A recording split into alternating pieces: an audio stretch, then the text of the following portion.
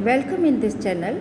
Today we are taking atomic structure and radioactivity. Students, this is very important for 10th class and it will, now in semester 2 so many questions will come. So before to start radioactivity, first we should know about atomic structure. And all the materials are made of your which molecules, and molecules are made of your atoms. In atoms, the nucleus and this proton, they are situated in the center part of the atom, that is known as nucleus, and electrons are revolving not in a single orbit. There are the different orbits. Their electrons are moving 1 2 3 like this. Okay, so now here we will take the atomic structure. So here neutron and proton, they are situated in nucleus, and neutron is your neutral particle, and while proton has a positive charge, और ये उतना ही होता है जितना electron पे होता है. अब यहाँ पे कुछ टर्म्स और रिलेटेड हैं. First I am taking atomic number, कि how many number of protons, and कि basically atom is a neutral, तो जितना प्रोटॉन पे पॉजिटिव चार्ज होता है उतना ही इलेक्ट्रॉन पे नेगेटिव चार्ज होता है. तो एटॉमिक नंबर वो होता है कि जो नंबर ऑफ प्रोटॉन्स होते हैं which is also equal to the number of electrons, which is known as your atomic number. Okay, अब second is what is the meaning of mass number. So mass number that is the, आप वापस फिर से आइए nucleus में. तो nucleus में how many things are there, neutron and proton. The sum of neutron plus proton, it is known as your mass number. And proton और neutron को कहाँ पे देख रहे हैं हम, जो देख रहे हैं न्यूक्लियस में देख रहे हैं. इसको जनरली ए से रिप्रेजेंट करते हैं, इसको जो है हम जेड से रिप्रेजेंट करते हैं. इस एटॉमिक मॉडल में जिसमें कि हमने बताया कि न्यूट्रॉन प्रोटॉन बीच में, इलेक्ट्रॉन चारों रिवॉल्व कर रहा है, तो डिफरेंट एटम्स के बीच में डिफरेंट न्यूट्रॉन्स, प्रोटॉन्स और इलेक्ट्रॉन्स होंगे. अब उनके बीच में अगर हम स्टडी कंपेयर करना चाहें तो atomic model different molecules different matters के लेके, तो वी विल सी हियर कि 3 कैटेगरी में आएगा, isotopes, isobars and isotones. Okay, so what is the meaning of isotopes, first we will study. Isotope का मतलब होता है कि जिसमें दो हम डिफरेंट ले लें, डिफरेंट मटेरियल के ले लें, उनमें अगर नंबर ऑफ प्रोटॉन्स सेम आ रहा है, तो नंबर ऑफ प्रोटॉन्स सेम आ रहा है, तो देन वी कैन से कि दीज आर द आइसोटोप्स. और आपको मालूम है कि अगर हम टिन, जिसका सिंबल हमारा क्या होता है SN, इसके हम टिन मटेरियल के देखें तो हमको सबसे ज़्यादा मिलते हैं. कितने मिलते हैं, that is the 10 isotopes. Okay, so ये आइसोटोप्स वो होंगे कि जिनमें नंबर ऑफ प्रोटॉन्स, जो भी हम 2 एटम के बारे में स्टडी कर रहे हैं, उसमें अगर सेम मिलते हैं. आइसोटोप के बाद हमारा आता है आइसोबार. आइसोबार क्या होता है, जो मास नंबर अभी बोला था कि प्रोटॉन और न्यूट्रॉन का सम जो है वो जिन 2 मटेरियल में, जो 2 एटम में हमको सेम मिलेगा, वो हमारे कहलाएंगे आइसोबार. ओके, अब इसी तरीके से आइसोटोन के लिए ज़रा फिर से देखिए कि हमने अभी कहा नंबर ऑफ प्रोटॉन्स को हम रिप्रेजेंट कर रहे हैं जेड से, और मास नंबर को हम रिप्रेजेंट कर रहे हैं ए से. तो नंबर ऑफ़ न्यूट्रॉन्स किसके बराबर हो जाएंगे, नंबर ऑफ़ प्रोटॉन्स जेड आ गया, तो नंबर ऑफ़ न्यूट्रॉन्स कितना हो जाएगा, ए माइनस जेड. तो आइसोटोन्स वो होंगे जिनमें कि नंबर ऑफ़ न्यूट्रॉन्स सेम होंगे, यानी कि A minus Z will be same. Okay, तो ये इस तरीके से, इसमें नंबर ऑफ़ न्यूट्रॉन्स, इसमें number of mass number same, और यहाँ पे एटॉमिक नंबर सेम होगा. आइसोटोप को हम 2 कैटेगरी में डिवाइड कर सकते हैं.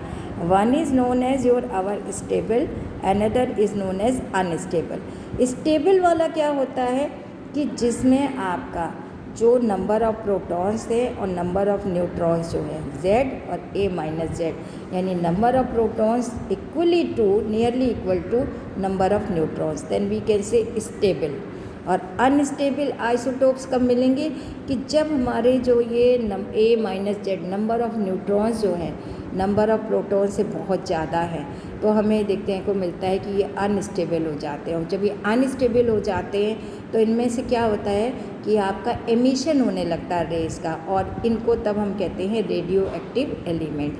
तो रेडियो एक्टिव एलिमेंट कहाँ पे हमको मिल रहे हैं, आइसोटोप्स में मिल रहे हैं. कौन से आइसोटोप्स में मिल रहे हैं, अनस्टेबल में मिल रहे हैं। अनस्टेबल में कौन से भी, बेसिकली जिनका एटॉमिक नंबर 82 से ज़्यादा है, उनमें number of neutrons number of protons के कंपैरिजन में मच मोर देन, बहुत ज़्यादा है, तो उस सिचुएशन में हमें जो है रेडियो एक्टिव एलिमेंट्स मिलते हैं। So this about your isotope, isobar and isotones के बारे में।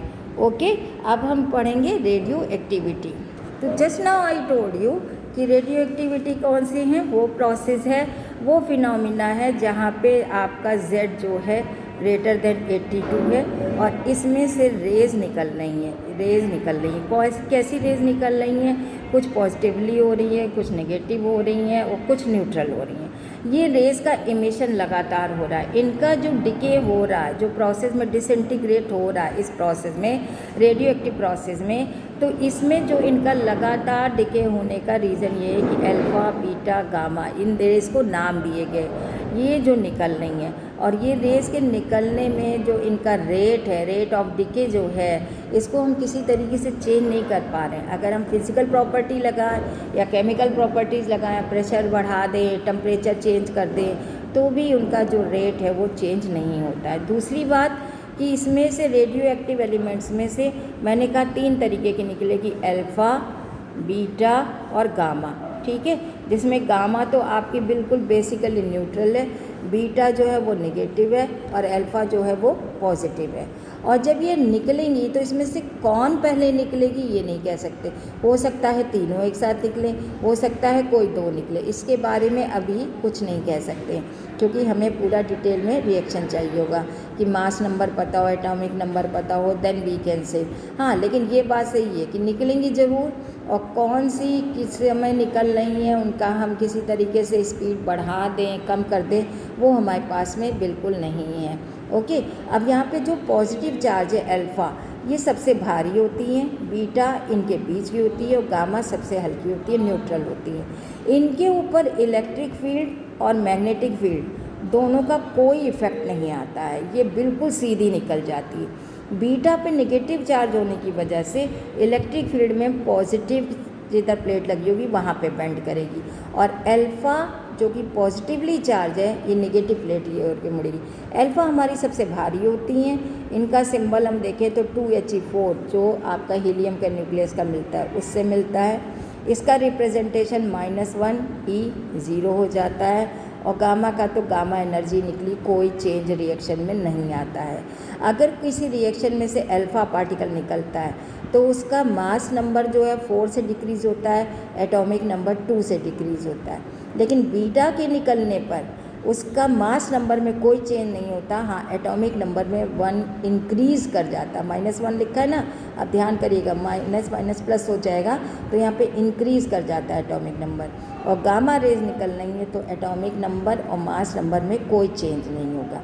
गामा रेज जिन पे कोई चार्ज ना होने की वजह से सबसे ज़्यादा ताकतवर होती हैं, इनकी वेलोसिटी सबसे ज़्यादा होती है। इनकी वेलोसिटी सबसे ज़्यादा होने के कारण इनकी पेनिट्रेटिंग पावर सबसे ज़्यादा होगी, इसकी पेनिट्रेटिंग पावर सबसे कम होगी। इस पे चार्ज होने की वजह से, इन तीनों में देखो तो सबसे ज़्यादा इस पे चार्ज होने की वजह से इसकी आयनाइजेशन पावर जो है, ठीक है, वो सबसे ज़्यादा होती है। आयनाइजेशन पावर जो होती है वो अल्फ़ा की सबसे ज़्यादा होती है, बीटा की उससे कम, गामा की सबसे कम होती है।